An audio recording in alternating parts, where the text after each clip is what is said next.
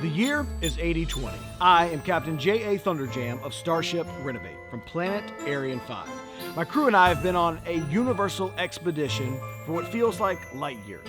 Earlier this year, we discovered the origin of creation by traveling to the incredibly old and uninhabited planet Earth. We received insight from an ancient manuscript known as the Bible. It proved to be trustworthy and full of knowledge about this universe and why it was created.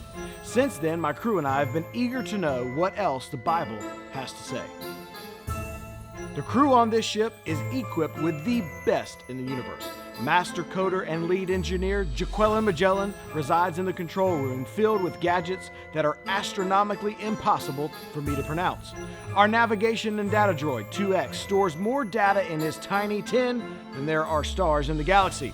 But now, with the rare and luminous mass of light en route of our ship, our only hope is to search for the ancient manuscripts to secure a star code to avoid total, utter destruction.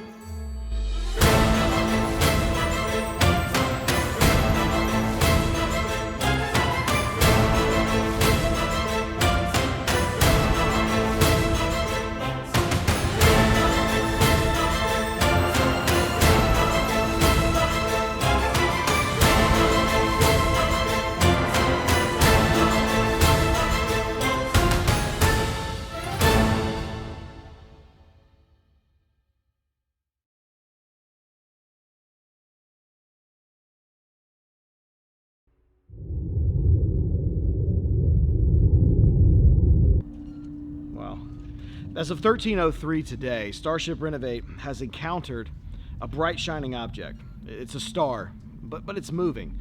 It's more than just a peaceful star for us to gaze at. It's causing temperatures to rise in detrimental manners.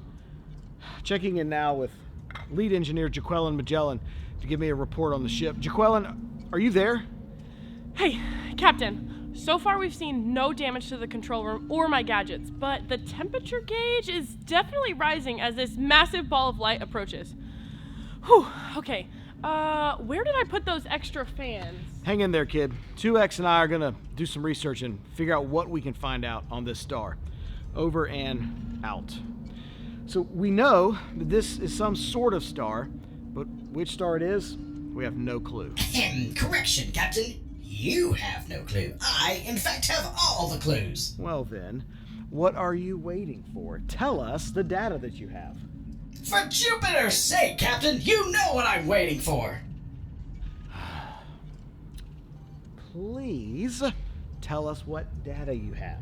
The only known record of this star that moves is found in Earth's ancient manuscripts. According to the Bible, this star has only ever been seen once before in the history of the universe, and only 3 people saw it. And you're sure it's a star and not some sort of comet or some sort of fire-breathing planet? Yes, a star, a luminous ball of gas, mostly gases like hydrogen and helium.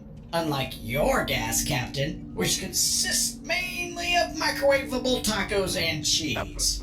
Okay, excuse you. No, sir. Excuse you. Moving on, what else does the manuscript say about this star? It seems as though a man named Matthew wrote down everything he knew about the event. In chapter 2 of his gospel, he wrote, Jesus was born in Bethlehem in Judea during the reign of King Herod. About that time, some wise men from eastern lands arrived in Jerusalem asking, "Where is the newborn king of the Jews?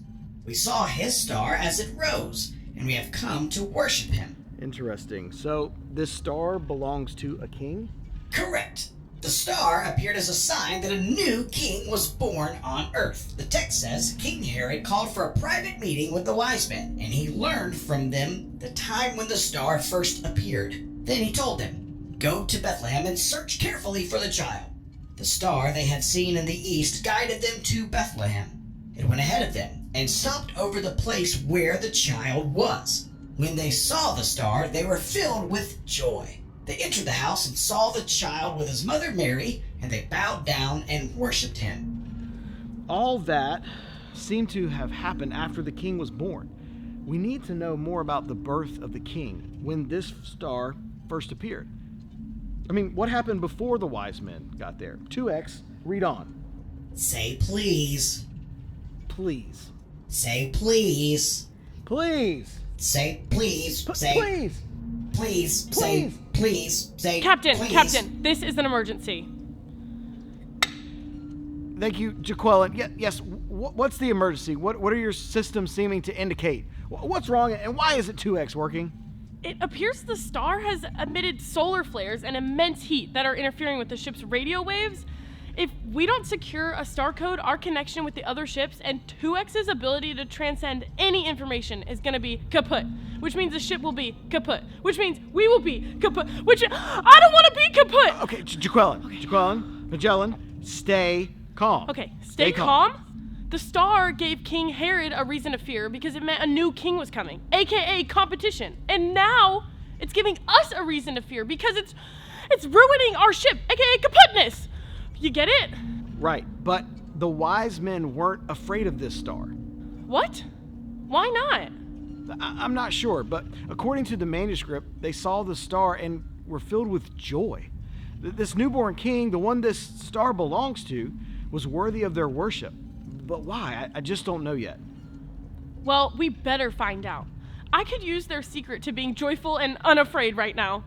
Maybe that's it, Jaqueline. I have an idea. Okay, what is it, Captain? We need to secure a star code so the ship can defer the effects of the star. I have a hunch that these manuscripts are exactly what we need. Pull up the coding system stat. Okay, got it. Great. Now, enter the code Matthew 2:10.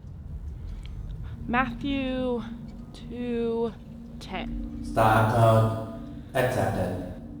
It worked! Great job. Jaqueline, we will check in soon. Roger that, Captain. 2X, are you feeling okay? Am I feeling okay? I feel great. Filled with joy myself, actually. Are you feeling okay? It smells dangerously odd in here. I don't know what you're talking about. It's okay. It's normal for your kind to fart when you're nervous and under severely stressful situations. Enough with my farts. Ha! So you admit that you farted. I admit that we solved a very serious problem without your help. Correction, you and Jaqueline bought us more time. You're still going to need me and my access to the rest of the manuscript. The star code isn't quite complete. It's not complete.